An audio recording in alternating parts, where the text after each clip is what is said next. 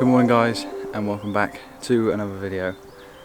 And this morning I'm currently shooting Colmers Hill, that iconic hill with I think it's 9 trees on it, and I've not properly shot it before, and I thought it would be a perfect shoot to test out my new 70-200 f4 and just talk you through it a little bit and what I think about it. I've had it for 4 days now, 3 or 4 days, and I've been out every day shooting with it.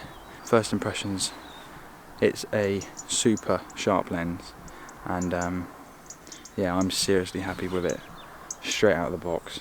So I've set up a composition. There's only really one composition here that stands out to me, and that's just placing the hill on the left hand third and having the hills roll away down towards the right and hoping that some light will catch those hills when it starts to come up over the horizon. Shooting position though, I'm shooting a bit too much north than I'd like. The sun is obviously coming up on the east, and it's lighting up down towards the east, but I couldn't get a vantage point in the right position to try and get that nice backdrop of the sun coming up behind Colmers Hill. So I'm hoping, fingers crossed, that we can have some nice light come across when it starts to come up. So when I got out the front door this morning, or should I say when I opened the bedroom curtains and had a look at the cloud, or what I could see of the cloud, at about 5:30 this morning, well, it was about 5:15, I was a bit disappointed. I was tempted to go back to sleep,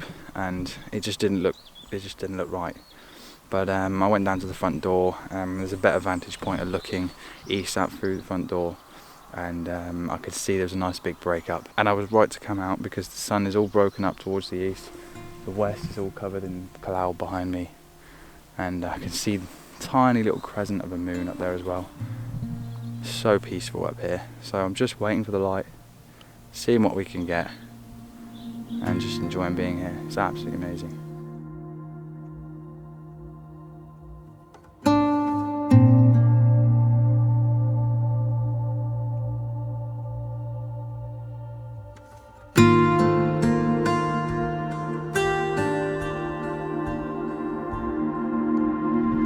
Okay, so the sun has gone off like a bomb.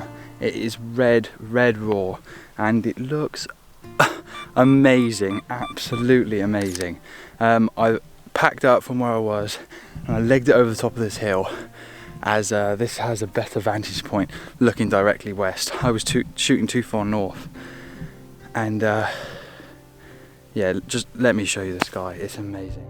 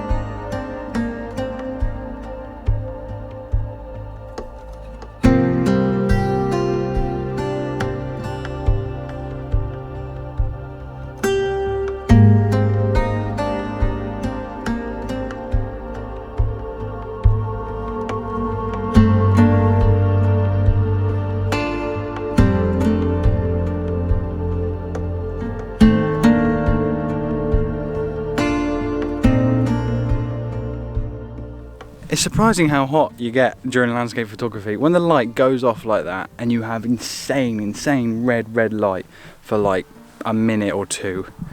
I'm just running around like a lunatic, snapping here and snapping there, drone shots, making sure this camera's set up, filming. It's just manic, but What a sunrise. That was just insane. Absolutely insane. I haven't had a chance to speak about the lens because I've just been running around like a lunatic, and I hope some of you photographers that were watching were out this morning, because this was just nuts. I haven't seen a sunrise like that for a while, and it's always the way. I was thinking it's not going to be worth it, it's not going to be worth it, but oh, man, that was amazing. And the clouds have been so good the last few days. Yeah, looking back through my images, they are absolutely amazing. I'm over the moon. So yeah, let me quickly talk about the lens. So yeah, the other day when I picked up my 70-200 from London Camera Exchange in Exeter, and those guys are great down there, by the way, and if you ever need anything, they're the guys to sort you out. They are fantastic. Yeah, I had a fashion photo shoot that evening, so I thought it would be a perfect opportunity to test out the 70-200 properly. And yeah, straight out the bag, straight down to f4, in at 200mm, super fast at focusing, like really fast at focusing. It just shows when you have native glass and you put it on a Sony camera, it is just phenomenal. I was thinking about getting the Canon 70-200 because it's a lot cheaper and having a Metabones adapter, and it was working out at like 500 or 600 quid.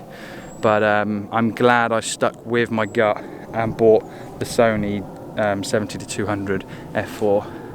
And this morning it's performed remarkably. I've had it at f4 all morning, so been focusing on the top of the mountain, or the trees on Colmers Hill, and everything else.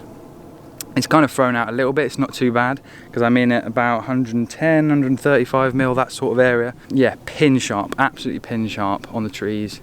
Seriously impressed. If you're thinking about getting the 70-200 f4, then do it.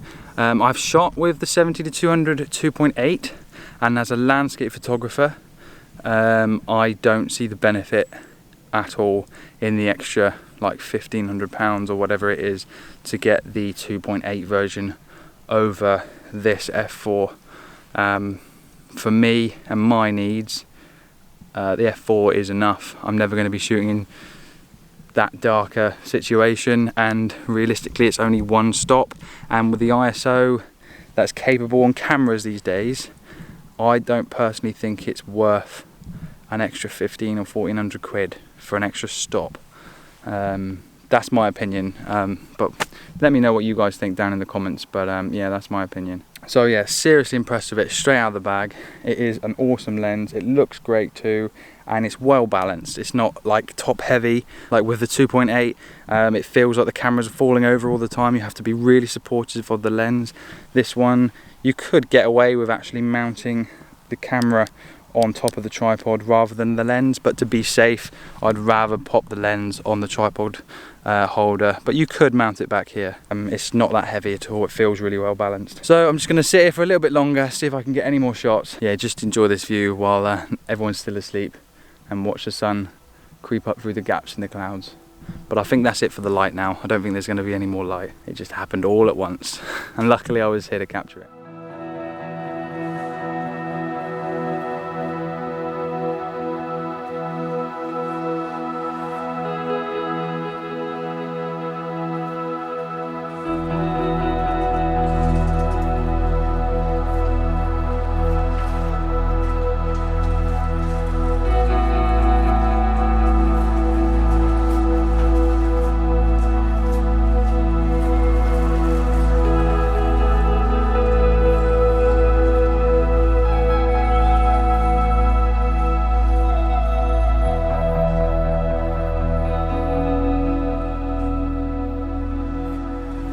So that is the sunrise shoot complete. The sun is fully up now, and it's broke through those clouds that were situated on the horizon, and what an amazing morning.